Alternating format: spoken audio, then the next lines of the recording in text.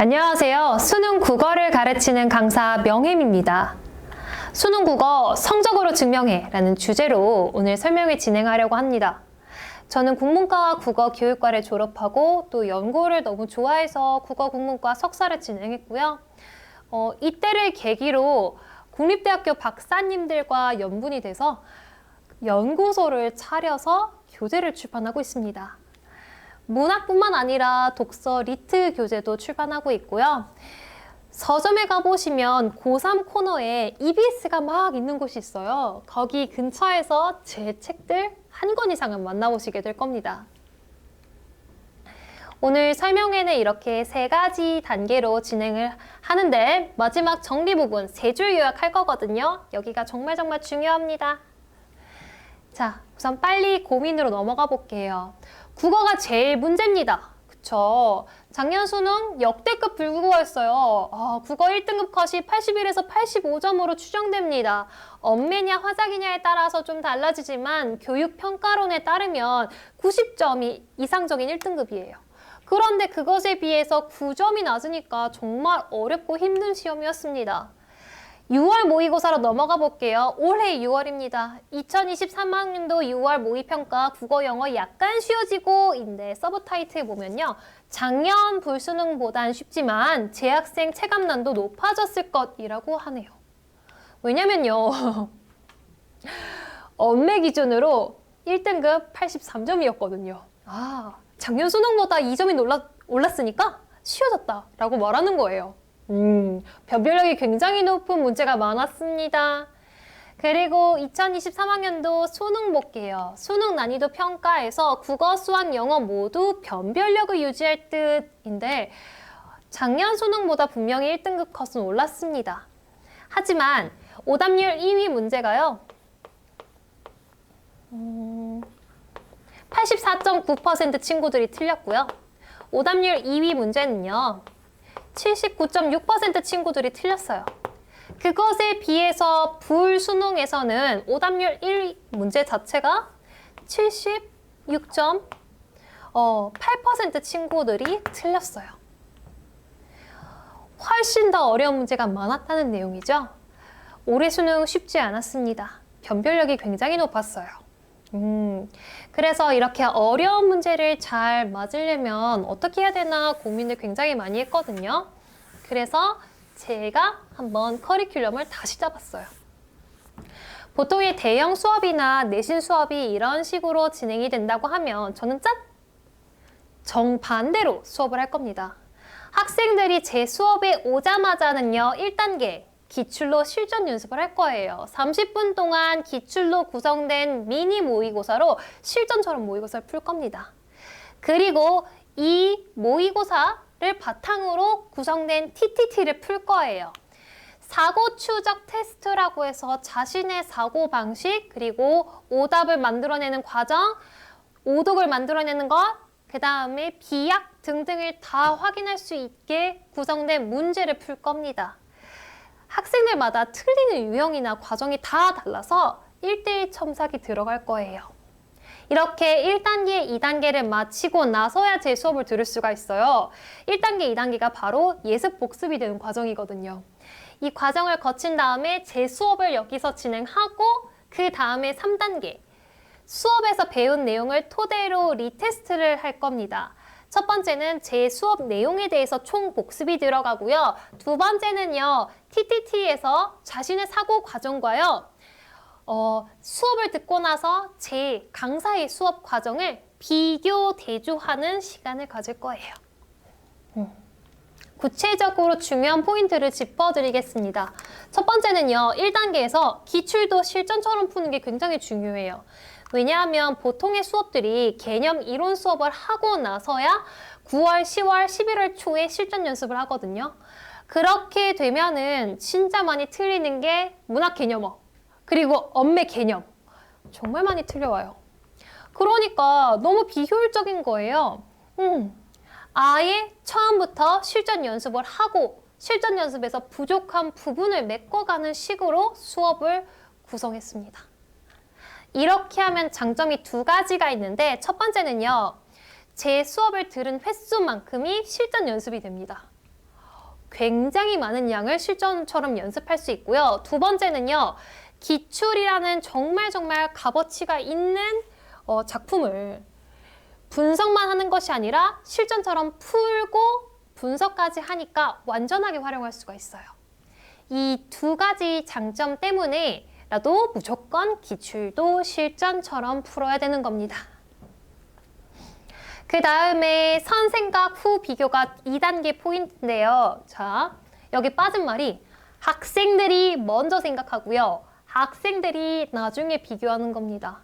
수업의 주체가요, 제가 아니라 학생들이 되어야 된다는 거예요. 생각보다 많은 학생들이 이 자리에 앉아서 영화를 관람하듯이 수업을 듣는 경우가 있어요. 아, 정말 잘 푼다, 강사. 그러니까 나도 풀 수 있겠지라고 생각하고 열심히 공부했다고 생각하고 집에 가서 풀어보는데 문제가 안 풀려요. 왜냐하면은요. 학생들 스스로 생각하는 과정이 말소됐기 때문입니다.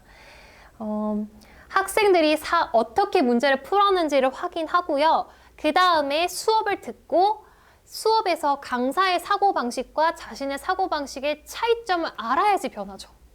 차이점을 발견한 다음에 강사의 사고방식을 취해서 연습하는 훈련이 필요한데 그 과정에 생략이 많이 되어 있어요. 그래서 제가 TTT를 만들었습니다.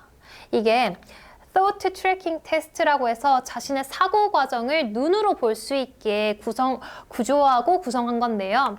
수학을 한번 예로 들어볼게요. 수학은 30번 문제를 풀 때 딱 문제를 열어서 문제를 막 풀고 문제를 닫고 1시간 뒤에 다시 봐도 왜 틀렸는지 알 수가 있어요. 왜냐하면 그래프를 잘못 그렸네? 계산 실수했다. 이런 식으로 사고 과정이 눈에 드러나게 손으로 필기를 하면서 공부를 하거든요. 그것에 비해서 국어는요. 딱 시험지 덮어놓고요. 15분만 지나도 학생들이 이거 내용 전체적으로 뭐였지? 아니면 나 이거 왜 골랐지? 이런 식으로 자기가 공부했고 풀었던 문제를 기억을 못해요. 왜냐하면 문제의 밀도, 지문 내용이 엄청 높고요. 그 밀도를 연결하는 과정이 머릿속에서만 일어나서 그렇습니다. 그래서 시각적으로 확인할 수 있게 TTT를 구성했고 학생들마다 다 다르기 때문에 개별 피드백 첨삭이 꼭 들어갈 거예요.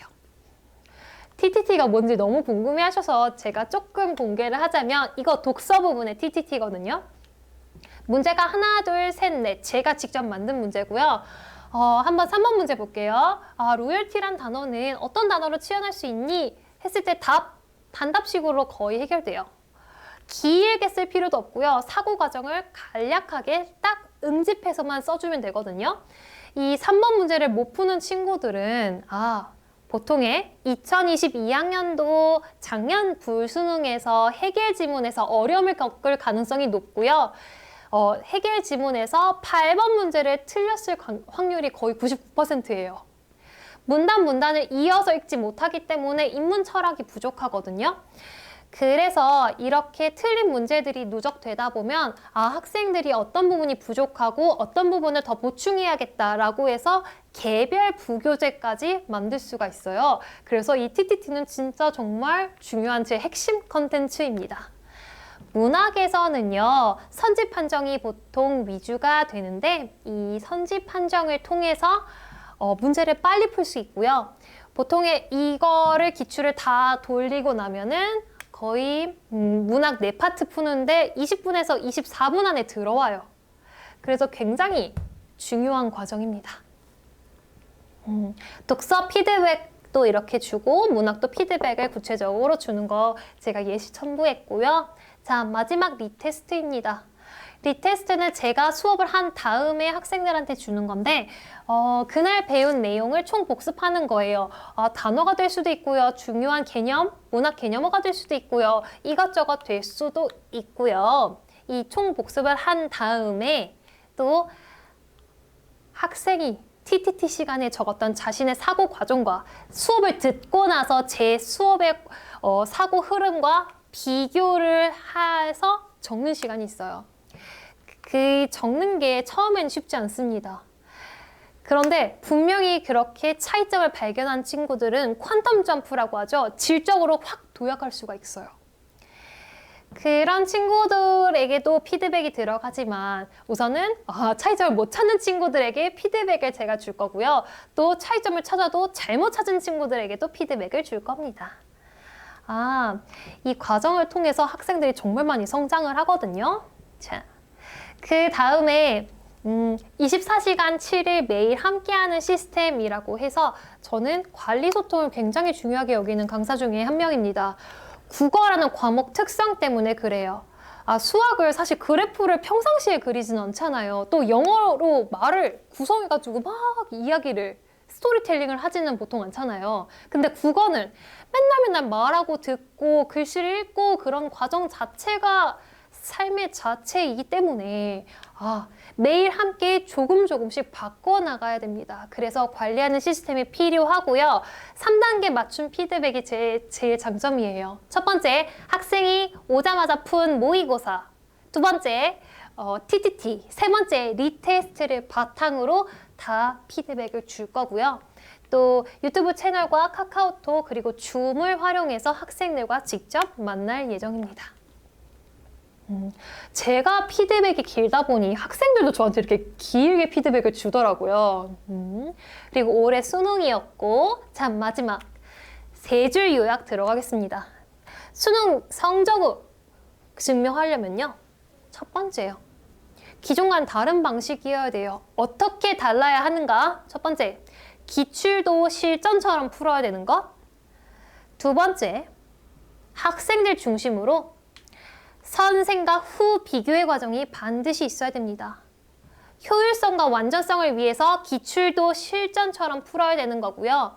또 학생들이 중심이 돼서 먼저 생각하고 나중에 강사와 비교하는 것까지 다 학생에게 그 시간을 온전하게 맡겨야 돼요. 그리고 두 번째, 국어는 매일매일 함께 쓰고 그 다음에 인식력, 문식력 자체가 삶 자체이기 때문에 함께 소통하는 과정 속에서 성적이 오르게 됩니다. 첫 번째, 기출도 실전처럼, 두 번째, 선생과 후 비교, 마지막 24시간 7일 매일 소통하는 형식으로 이 세 가지가 국어에서 가장 핵심이고요. 꼭 지키고 학생들이 가져갔어야 하는 부분입니다. 자, 수능 국어에서는요, 지금 시기가 정말 중요해요. 코로나 시기에 게임 체인저가 된 것이 바로 백신이잖아요. 수능 국어에서 승리하는 과정은 바로 게임 체인저인 지금 이 시간을 어떻게 쓰느냐에 달려 있습니다.